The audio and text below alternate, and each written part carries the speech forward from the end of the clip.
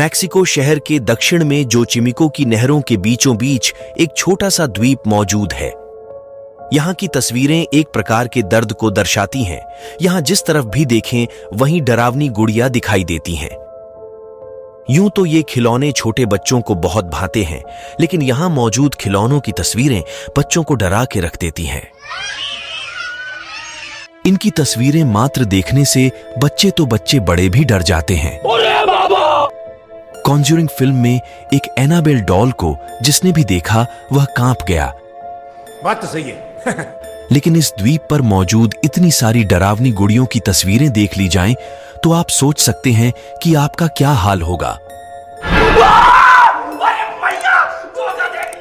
एक बार ये वीडियो देखने के बाद आपको लग सकता है कि ये झूठ है, लेकिन ऐसा बिल्कुल नहीं है। यह बात बिल्कुल सच है। इस द्वीप का नाम भी इसी कारण इस्ला दे लास मुनेकास यानी गुड़ियाओं का द्वीप रखा गया है।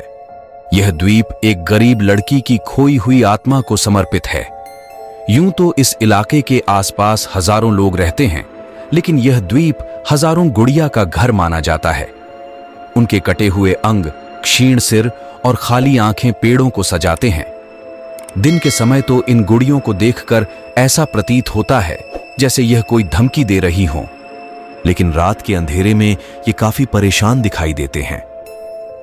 ऐसा माना जाता है कि इस द्वीप पर सालों पहले एक लड़की डूब गई थी और अब इन गुड़ियों के आसपास उसकी आत्मा रहती है। द्वीप के आसपास रहने वाले लोगों का कहना है ये सभी गुड़िया अपनी सिर और बाहें हिलाती हैं और कई बार तो अपना मुंह भी खोलती हैं। वहीं कुछ गवाहों का ये भी कहना है कि ये गुड़िया आपस में फुसफुसाते हुए बातें करती हैं। द्वीप के पास रहने वाले लोग तो यह भी कहते हैं कि गुड़िया उन्हें द्वीप पर उतरने के लिए लुभाती हैं।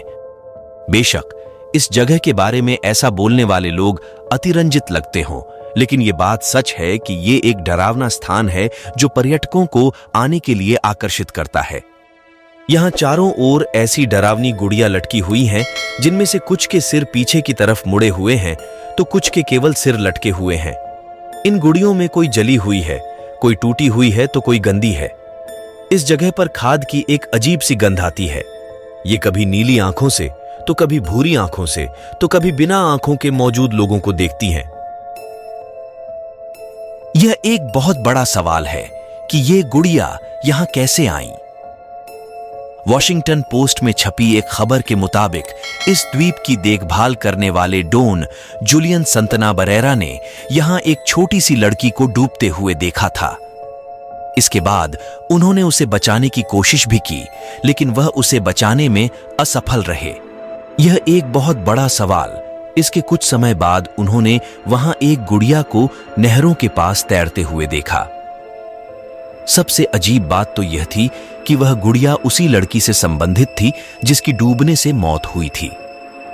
फिर जुलियन ने उस गुड़िया को पकड़ा और उस छोटी सी लड़की की आत्मा को सम्मान देने और उसकी भावनाओं को समर्थन देने के लिए पेड़ पर लटका दिया। वहीं कई रिपोर्ट ऐसी भी आई हैं जिनमें कहा गया है कि जुलियन ने यह कहानी एकांत में रहने के कारण बनाई है और वहां कोई लड़की नहीं डूबी थी।